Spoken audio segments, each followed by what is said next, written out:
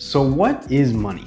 It sounds like a simple question, but the answer is buried under layers of information and history. We use money on a daily basis, whether we're receiving an income, saving the money that we've worked so hard for, or deciding what to spend it on. But we never take a moment to ask ourselves, what is money? How does it work? And why do we even accept it? Let's begin by taking a look at this quote from Henry Ford, founder of the Ford Motor Company. Ford mentioned that it is good that the people of this nation, in his time talking about the United States, do not understand our banking and monetary system. For if they did, I believe there would be a revolution before tomorrow morning. Now, this is an interesting quote. What can we learn from this? Why would a person of such influence say something like that? What don't we know about the money that we use every single day? And what should we be concerned about with our current monetary system? Before understanding our monetary system, we must first understand what money is. So let's begin with the basics, getting to know what money is today and what it has been in times past. Here's another quote, this time from Ludwig von Mises, one of the most respected Austrian economists of all time. Von Mises explains that money is the most marketable good which people acquire because they want to offer it in later acts of interpersonal exchange. Now, that's a lot of words, and the quote itself might seem complex at first, but it does lead us down the right path to understanding what the fundamentals of money are. Money does not have an intrinsic value. We don't store money forever. We acquire it because we want to exchange it for goods and services today or sometime in the future. So with that in mind, let's return to the main question. What is money? Put simply, money is a tool that humans have used throughout time to exchange value between one another. Let's imagine a world in which the only way to exchange that value is through barter. As an example, let's say that you grow apples and I grow bananas. If you want bananas and I want apples, then everything is fine. We can exchange and everybody's happy. But what happens in the event that you no longer want bananas? Well, in that case, I cannot directly trade with you. I have to go find someone that has what you want and that is willing to accept what I have in exchange. This is the problem of the double coincidence of wants. In order for barter to be an effective method of exchange, each trading partner must want what the other one has to offer. And at this point, where people understand the problem with barter is where money is born. Again, money is not a good that is acquired to be consumed, but rather to be exchanged for other goods and services. Now, with that said, there are good and bad forms of money. But what dictates if a form of money is good enough to use? Well, at the base, money should perform three basic functions. The first function of money is the medium of exchange. It should be easy for me to exchange the money that I decide to use for other goods and services in the future. The second function of money is the unit of account. This allows us to compare the value of each good and service to one another. And the last function of money is the store of value. That's what I believe is the most important. A good form of money should maintain its purchasing power throughout time and space. So here's an example. If you had a product to offer, and I came to you and I offered you a $10 bill or a chocolate bar as a form of payment, what would you accept? I can almost guarantee that you would accept the $10 bill.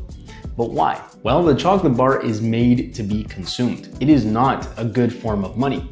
No one will accept that chocolate bar in the future for payment for other goods and services. On the other hand, the $10 bill effectively performs the three functions of money. It will be accepted as a form of payment in the future, and in theory, it will store its value through time. You also know that the $10 bill will always have a nominal value of $10, making it a good unit of account. But let's rewind quickly.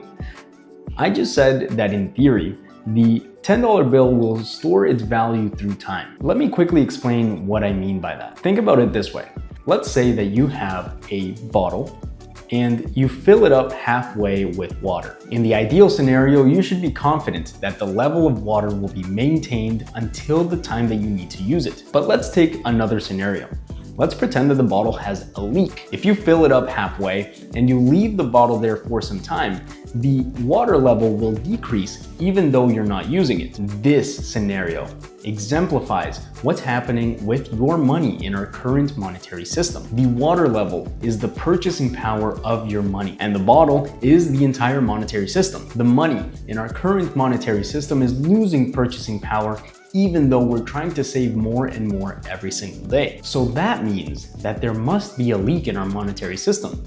Or even worse, someone is drinking our water. Now, before we understand these problems, where the leaks are, who's maybe robbing us of our purchasing power, let's understand how we got to this point. Money has changed forms many times throughout history, and there's been an evolution of money. We begin with primitive forms like salt, shells, beads, and more, which performed the functions of money well within small communities. But as trade grew and we needed to find a form of money that was accepted worldwide and performed the three functions of money for everybody, we got the next evolution of money: precious metals like gold or silver. These metals were scarce, meaning that they could hold their value through time, and they were widely accepted for trade globally. But even with a form of money like gold and silver, there were still inefficiencies. The biggest inefficiency with metals like these is their sheer weight. Everybody had this problem, and to solve it, what happened was that we got the first iterations of what we now know today as banks. The function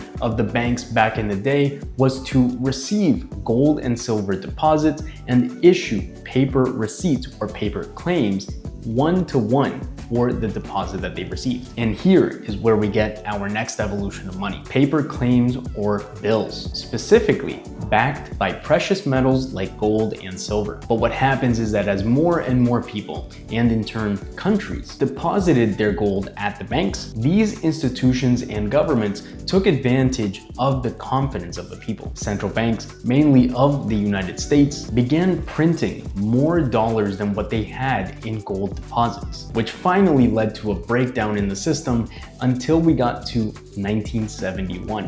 When an event referred to as the Nixon shock stopped the convertibility from dollar bills to gold. After this point, these bills were no longer backed by anything, and onto another evolution of money. This time to fiat money. The word fiat means by decree. Our money does not have a scarce asset backing it. The only reason we use the money that's in our wallets is because the government says that we have to. So in short, we moved from a money that was backed by something tangible to a money that was backed by someone. And now the question becomes, what happens when we start losing confidence in the people that are backing that money? This is exactly what we'll explore in the next segment. So keep these ideas in mind as we continue. Money has changed forms many times throughout history. If you were asking yourself why, now you know. Humans were always looking for a type of money that performed three basic functions. And now you should ask yourself, do you think our money performs those three functions? I think we're due for a change. See you next time.